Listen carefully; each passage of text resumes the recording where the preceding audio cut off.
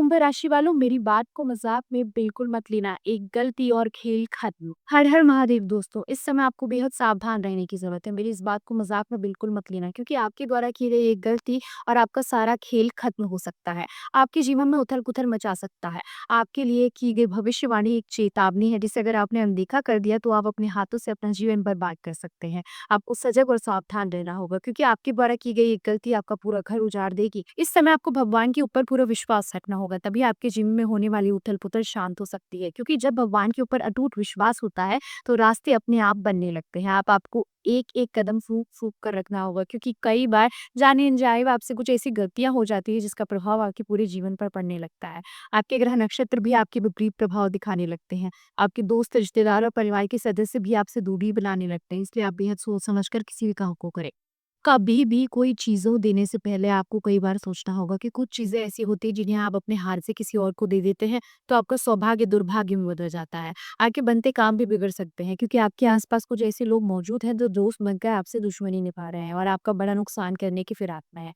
आप अगर थोड़ी-सी सावधानी बरत लें, कुछ गलतियाँ करने से बचे रहें, तो अपने आस-पास मौजूद लोगों को आप पहचान सकते हैं। आप अपने जीवन में आने वाली तमाम दुःख और परेशानियों का अंत कर सकते हैं। लेकिन ये सब कुछ कब और कैसे होने वाला है, इस बारे में फुल इन्फॉर्मेशन जानने के लिए वीडियो को अंत तक ज़रूर देखिएगा। इस समय आपको कुछ बातों पर विशेष रूप से ध्यान रखना होगा, जैसे आप अपने आलस्य को अपने अंदर से हमेशा के लिए मिटा दीजिए और आपके घर के अंदर जो भी उत्तरी पूर्व कोना है, जिसे ईशान कोण कहते हैं, वहाँ ब्रह्मा, विष्णु और महेश तीनों देवताओं का निवास माना जाता है और यहाँ 33 कोटि देवी देवता भी निवास करते हैं, इसलिए इसे ईशान कोण कहते हैं। और एक घर का उत्तरी पूर्व कोना होता है, यहाँ पर पूजा घर या मंदिर बनाना सबसे शुभ फल देता है। आप अगर अपने घर के ईशान कोण को साफ सुथरा रखते हैं, वहाँ पूजा का मंदिर बनवाते हैं, किसी तरह की वहाँ कोई गंदगी नहीं रखते हैं, तो आपके द्वारा किए गए कामों से आपके घर में मौजूद नेगेटिव एनर्जी दूर होती है और घर में हमेशा पॉजिटिव एनर्जी बनी रहती है। आपको उस जगह पर प्रतिदिन सुबह झाड़ू पोछा ज़रूर करना चाहिए, या कि उस जगह को जितना संभव हो सके उतना साफ-सुथरा रखें और शाम के समय वहाँ शुद्ध घी का दीपक ज़रूर जलाएँ, क्योंकि इस कोने में सभी देवी-देवता विराजमान होते हैं, तो आपके ऐसा करने से वो प्रसन्न होकर आपके सभी बिगड़े कामों को बनाने में आपकी मदद करेंगे। उनकी कृपा से आपका जीवन सुख समृद्धि से भर जाएगा। आने वाले समय में आपको अपनी वाणी पर संयम रखना होगा, अपने क्रोध पर नियंत्रण रखना होगा, ताकि आप लोगों का दिल जीतने में कामयाब हो सके और आपके द्वारा किए गए कार्यों में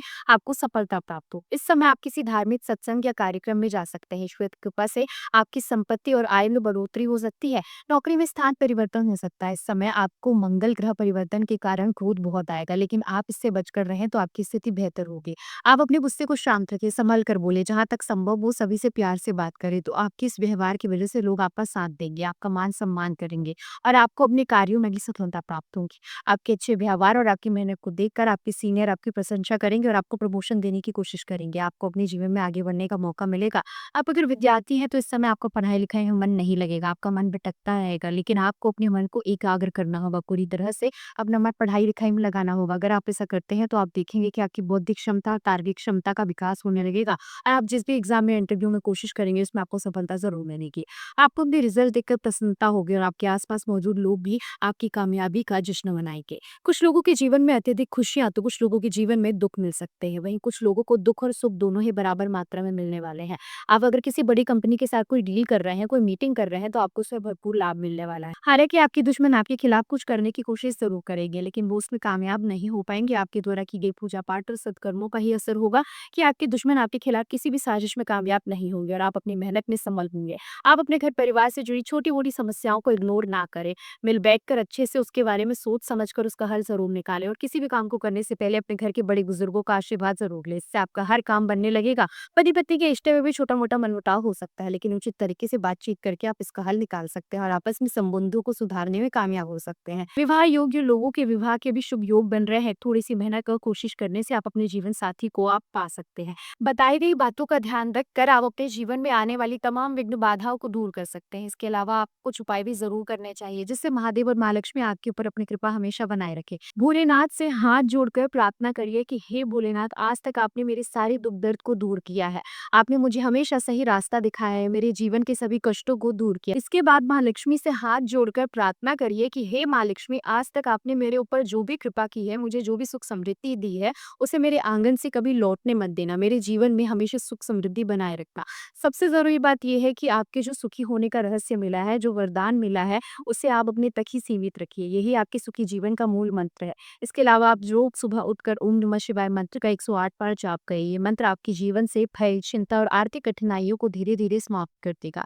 हर शुक्रवार को घर के किसी कोने में झाड़ू खड़ी करके हाथ जोड़कर माँ लक्ष्मी को प्रणाम करें और बोले कि हे माँ लक्ष्मी, मेरे घर से दुख दरिद्रता को दूर रखें।